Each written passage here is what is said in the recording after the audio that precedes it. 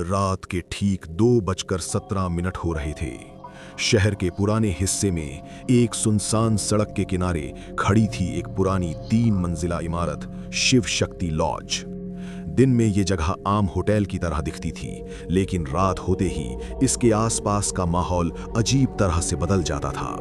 उस रात हल्की बारिश हो रही थी। सड़क पर लगी पीली स्ट्रीट लाइट की रोशनी पानी में चमक रही थी।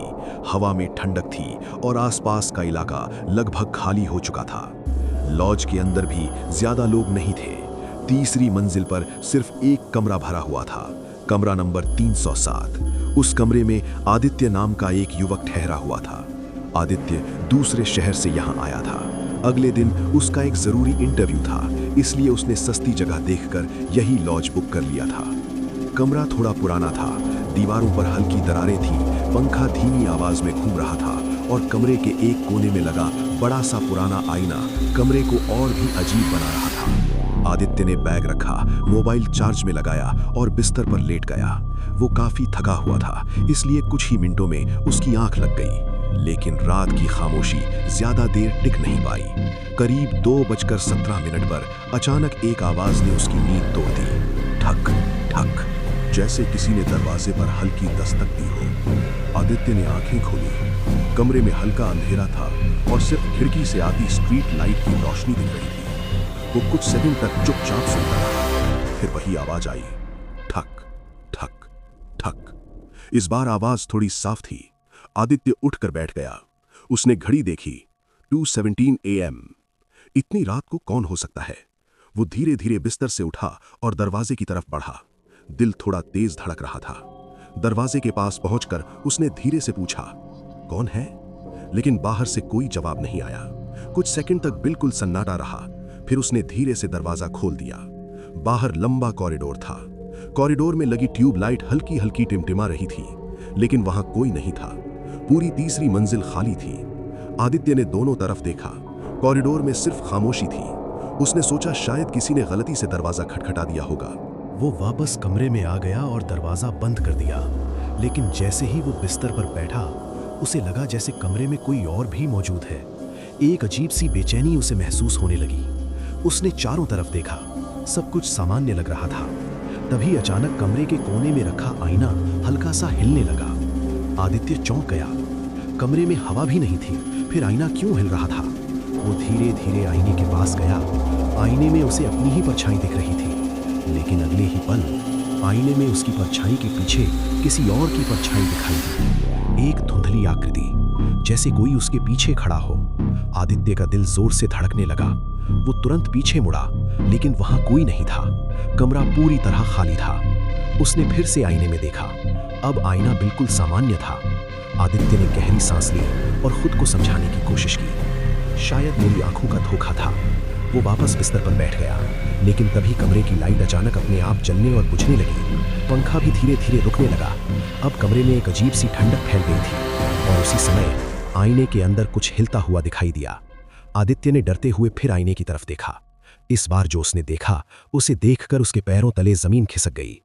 आईने में एक आदमी खड़ा था। उसका चेहरा पीला था, आंखें काली और गहरी थीं।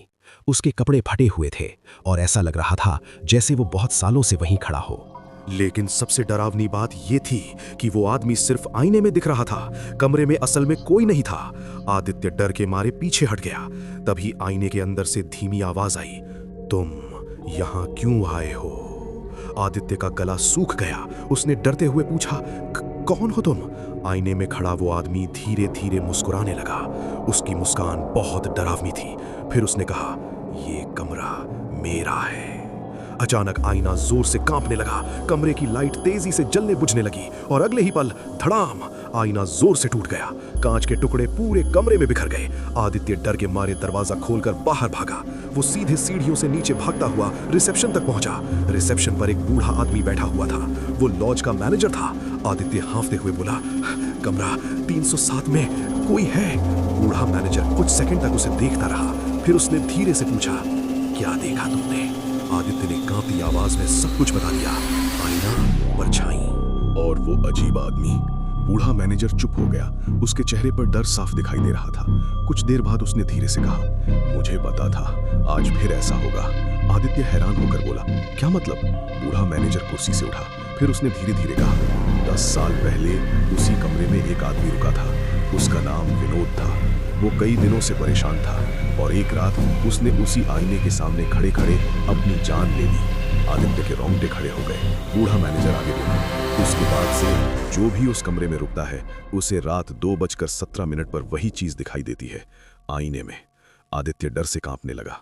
तभी अचानक तीसरी मंजिल से किसी चीज के गिरने की आवाज आई।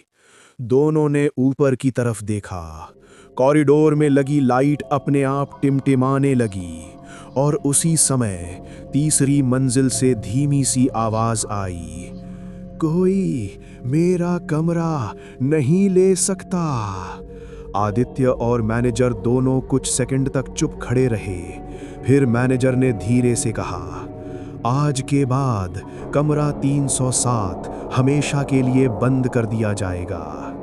लेकिन अगले दिन सुबह जब वे तीसरी मंजिल पर पहुंचे तो उन्होंने देखा कमरा 307 का दरवाजा खुला हुआ था और अंदर टूटा हुआ आईना फिर से बिल्कुल सही हालत में दीवार पर लगा हुआ था, जैसे वो कभी टूटा ही नहीं था। और आईने पर उंगली से लिखा हुआ था, मैं अभी भी यही हूँ।